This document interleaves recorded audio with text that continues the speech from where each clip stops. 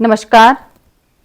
लोकसभा में पहलगाम आतंकी हमला और ऑपरेशन सिंदूर पर चर्चा के लिए हमीरपुर संसदीय क्षेत्र से लगातार 5 बार के लोकप्रिय सांसद आदरणीय श्री अनुराग सिंह ठाकुर जी को एक वक्ता के रूप में शामिल करना पार्टी में उनके कद को दर्शाता है।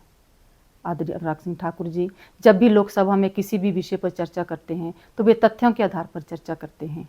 जब भी देश की सुरक्षा, आतंकवाद और पाकिस्तान की करतूत की बात आती है तो राहुल गांधी ऑक्युपाइड कांग्रेस ने हमेशा ही पाकिस्तान के पक्ष में बयानबाजी की।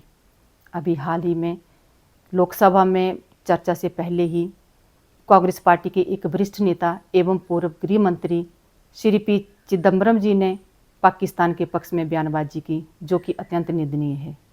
यह बयानबाजी किसी एक नेता की नहीं बल्कि पूरी कांग्रेस पार्टी की मानसिकता को दर्शाती है। इसी कारण राहुल गांधी जी को लीडर ऑफ अपोजिशन की जगह लीडर अपोजिंग भारत कहना ज़्यादा उचित होगा। आदरणीय अनुराग सिंह ठाकुर जी ने कहा कि 7 शिष्टमंडलों को भारत का पक्ष रखने के लिए विदेशों में भेजा गया, जिसके कारण 193 देशों में से 190 देशों ने पाकिस्तान प्रायोजित आतंकवाद की कड़े शब्दों में निंदा की। आदरणीय श्री अनुराग सिंह ठाकुर जी ने पाकिस्तान को चेतावनी देते हुए कहा कि पाकिस्तान को अब भारत डोजियर की जगह डोज देगा और आतंकवादियों के सबूतों की जगह ताबूत भेजेगा। राहुल गांधी हमेशा सरेंडर की बात करते हैं, लेकिन हमेशा कांग्रेस सरकारों ने ही सरेंडर और बलंडर किए।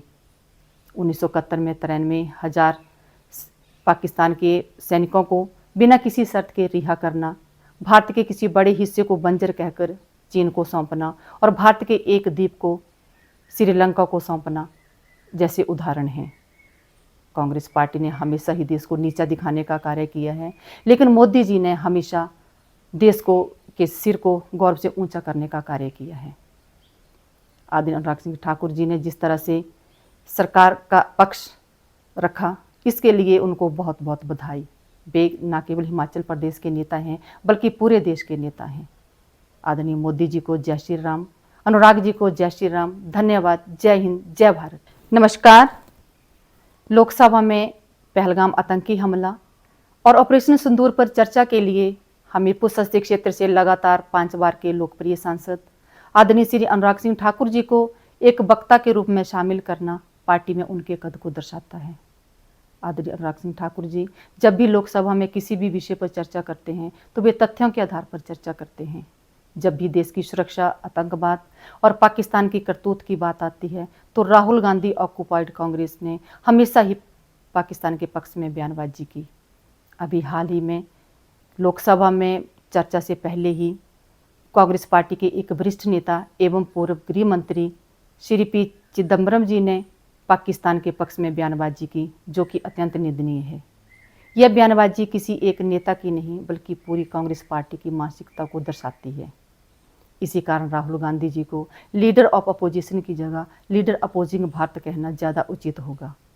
आदरणीय अनुराग सिंह ठाकुर जी ने कहा कि 7 शिष्टमंडलों को भारत का पक्ष रखने के लिए विदेशों में भेजा गया, जिसके कारण 193 देशों में से 190 देशों ने पाकिस्तान प्रायोजित आतंकवाद की कड़े शब्दों में निंदा की। आदरणीय श्री अनुराग सिंह ठाकुर जी ने पाकिस्तान को चेतावनी देते हुए कहा कि पाकिस्तान को अब भारत डोजियर की जगह डोज देगा और आतंकवादियों के सबूतों की जगह ताबूत भेजेगा। राहुल गांधी हमेशा सरेंडर की बात करते हैं, लेकिन हमेशा कांग्रेस सरकारों ने ही सरेंडर और बलंडर किए। 1971 में 93,000 पाकिस्तान के सैनिकों को बिना किसी शर्त के रिहा करना, भारत के किसी बड़े हिस्से को बंजर कहकर चीन को सौंपना और भारत के एक द्वीप को श्रीलंका को सौंपना जैसे उदाहरण हैं। कांग्रेस पार्टी ने हमेशा ही देश को नीचा दिखाने का कार्य किया है, लेकिन मोदी जी ने हमेशा देश को के सिर को गौरव से ऊंचा करने का कार्य किया है। आदरणीय अनुराग सिंह ठाकुर जी ने जिस तरह से सरकार का पक्ष रखा, इसके लिए उनको बहुत बहुत बधाई। वे न केवल हिमाचल प्रदेश के नेता हैं बल्कि पूरे देश के नेता हैं। आदरणीय मोदी जी को जय श्री राम, अनुराग जी को जय श्री राम, धन्यवाद, जय हिंद, जय भारत।